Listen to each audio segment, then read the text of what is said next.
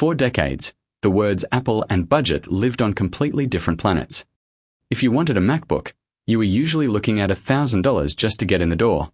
But it's 2026, and Apple has just done the unthinkable: say hello to the MacBook Neo. This isn't just a slightly cheaper MacBook Air, it is a fundamental shift in how Apple sells computers.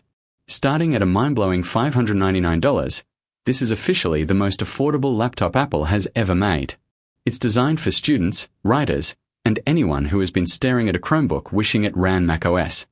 But here's the catch: to get that price tag, Apple had to break one of their own biggest rules. They took the M-series chip out of the equation. Today, we're looking at what makes the Neo tick, why it's currently the hottest selling laptop in the USA, and why you might want to grab one before the rumored price hike hits. The brain, an iPhone chip in a Mac. Let's talk about the heart of this thing, because it's a bit of a Frankenstein moment for Apple. Instead of the M4 or the brand new M5 chip, the MacBook Neo is powered by the A19 Pro. If that sounds familiar, it's because it is the exact same silicon found in the iPhone 16 Pro. This is the first time in history that a phone chip has been the primary driver for a Mac laptop. Now, before you roll your eyes, hear me out. The A18 Pro is a 3nm beast with a 6-core CPU and a 5-core GPU. In real-world testing, it actually holds its own. It handles web browsing, 4K streaming, and heavy document editing without breaking a sweat. It even supports hardware-accelerated ray tracing for gaming. The best part? It's incredibly efficient. Since it was designed for a phone battery, it barely generates any heat. The Neo doesn't have a fan. It doesn't even have a traditional heat pipe. It just stays cool and silent. However, there is a limitation. It's locked at 8 GB of unified memory. For professional video editors, yeah, you'll hit a wall. But for a student writing a thesis while having 40 Chrome tabs open, it's surprisingly snappy. Design, retro vibes and bold sauce. Apple clearly had some fun with the design here. The Neo feels like a spiritual successor to the old plastic MacBooks, but with a 2026 twist. It's built from a single block of recycled aluminum, weighing in at just 1.23 kilograms. It's thin, it's light, and it comes in 4 colors that are actually colorful. We've got silver, indigo, blush, and my personal favorite, citrus. It's a bright, punchy yellow that makes every other laptop in the coffee shop look boring.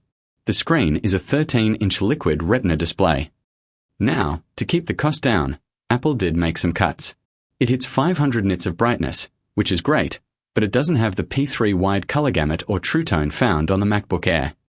If you're a professional colorist, you'll notice.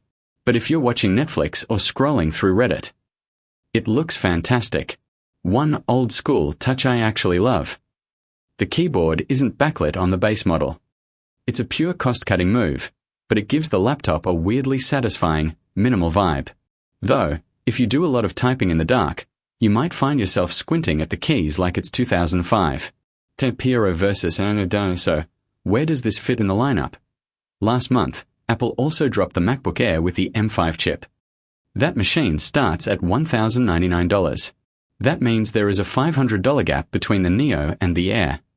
You could literally buy a MacBook Neo and an iPad Air for the price of one M5 MacBook Air. The Neo is essentially the gateway drug into the Apple ecosystem. It's for the person who wants the build quality and the blue bubble integration without the Pro price tag. Connectivity is kept simple. You get 2 USB-C ports on the left and a headphone jack on the right. No MagSafe here. You charge via USB-C, just like your iPad or phone. It's one less cable to carry in your bag, which I actually consider a win. Plus, it's running macOS Tahoe out of the box, so you get all the latest Apple Intelligence features, from AI writing tools to the new conversational Siri. The drama: a price hike is coming. Here is the part where things get a little messy. The MacBook Neo has been too successful. Reports from supply chain analysts suggest that Apple is struggling to keep up with demand. Because they are using downbinned A18 Pro C hips, basically the ones that weren't quite perfect enough for the iPhone, they are running out of stock. There are strong rumors that Apple might discontinue the $599 base model as early as next month. Why? Because the cost of RAM and storage is skyrocketing globally. They might move the starting configuration to the 512GB model, which would effectively raise the entry price to $799. So, If you've been looking at that $599 price tag and thinking maybe next month, you might want to move a little faster. This feels like a limited time experiment from Apple to see how many Windows users they can convert. Once they have you in the ecosystem, the budget prices might vanish. Final verdict. Is the Neo the one? At the end of the day, the MacBook Neo is exactly what the market needed. It's not a powerhouse. It's not a cinema machine. It's a highly portable, beautiful, and incredibly affordable tool for everyday life. For $599, the value is honestly unbeatable.